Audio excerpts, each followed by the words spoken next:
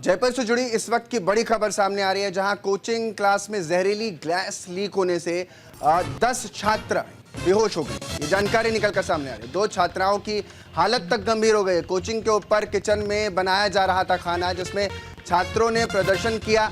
छात्र नेता निर्मल चौधरी से पुलिस की झड़प भी हुई है। इस दौरान पुलिस ने हल्का बल प्रयोग भी किया है। जयपुर के गोपालपुरा स्थित उत्कर्ष कोचिंग क्लास में कल देर रात जहरीली गैस कोचिंग क्लासेस के अंदर पहुंच गई। इस दौरान 10 छात्राएं, जिन्हें नजदीकी अस्पताल में भर्ती भी करवाया गया है, वो बेहोश हो गई थी। हल्की 2 जिसमें से हालांकि 2 की हालत अभी भी गंभीर बताई जा रही है। बाकी सभी को इलाज के बाद छुट्टी दे दी गई है। कोचिंग के ऊपर किचन में खाना बनाया जा रहा था। छात्रों ने इसके बाद प्रदर्शन किया। पुलिस ने भी हल्का बल प्रयोग किया उनको हटाने के लिए, लेकिन वाकई ये मामला सामने जब आया है तो इसके बाद से जयपुर में जो छात्र के परिजन हैं वो लगातार परेशान।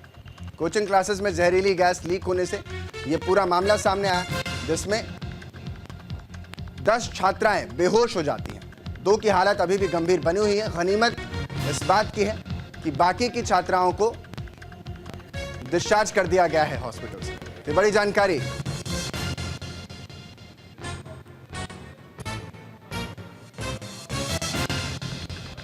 यहाँ शिफ्ट किया जा सकता है। डॉक्टर ने ये कहा था कि एक बार ये सब सेफ है, लेकिन इनको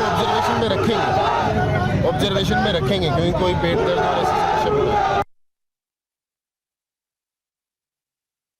मैं इस समय उत्कर्ष कोचिंग क्लास में हूँ, जहाँ पर जो छात्र है, छात्र नेता निर्मल चौधरी है, वो यहाँ पर धरने पर बैठ गए। और कल इसी उत्कर्ष कोचिंग क्लास के बाद जो हादसा हुआ था, बताया जा रहा है कि सेकंड फ्लोर पर जांच चल रही थी और नीचे सीवरेज लाइन जो जहरीली गैस है वो ऊपर तक पहुँच गई। और इस दौरान लगभग 10 बच्चे जो है वो गंभीर घायल हो गए, अस्पताल में एडमिट कराया गया है। यहाँ पर निर्मल चौधरी और उसके समर्थक और तमाम जो स्टूडेंट हैं वो यहाँ पर धरने पर बैठे हैं। उससे मांग करेंगे, रात भर से आप धरने पर बैठे हैं, क्या कुछ मांगे हैं? और एक बड़ा हादसा हुआ है गोपालपुरा में, लाखों बच्चे रहते हैं, पढ़ते हैं। जी बिल्कुल रहते हैं। सरकार से हमारी मांग है कि स्टूडेंट यहाँ आते हैं पढ़ने लिखने के लिए, उन लोगों के जब वो कोचिंग में मोटी फीस जमा कराते हैं तो उनकी सेफ्टी के लिए आपको कोई मतलब नहीं है। उनकी सुरक्षा से संबंधित आपको कोई भी उनको लिखित के अंदर या शारीरिक रूप से उन लोगों को आप मुहैया ही नहीं करा पा रहे हो, सिर्फ एक धोखे के सिवा। तो ये धोखा आम स्टूडेंट कब तक सहन करता रहेगा? आज कल देखिए इन्होंने कम से कम 20-25 स्टूडेंट बेहोश हो गए, 5 को किसी हॉस्पिटल में ले गए, 5 को किसी हॉस्पिटल में ले गए, और ये कोचिंग प्रशासन वाले कुछ नहीं करते।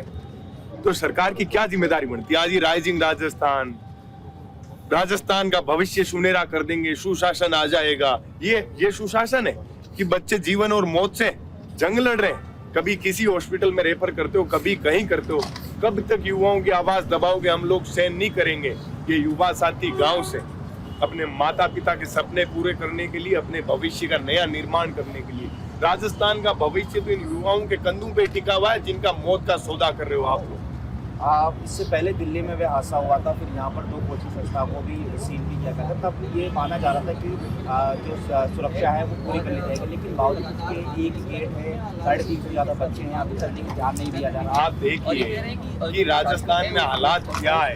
जहाँ 100 बच्चों को बिठाने की क्षमता होती है क्लास की, वहाँ 500 बच्चों को बिठा के ये लोग पढ़ाते हैं। ये कब तक चलेगा?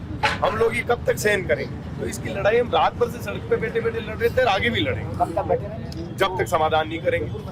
बिल्कुल, ये निर्मल चौधरी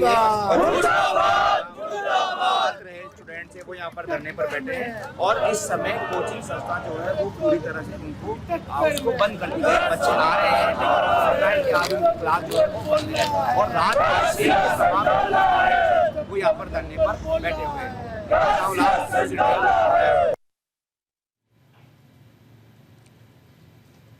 तो साफ तौर पर छात्रों का प्रदर्शन आप देख पा रहे हैं, जिसमें 10 छात्राएं इस जो गैस लीक कांड हुआ है उसमें बेहोश हो जाती हैं। 2 की हालत गंभीर बनी हुई है। जहां ये कोचिंग चल रहा था उसके ऊपर ही खाना बनाया जा रहा था, जहां से ये गैस लीक होती है।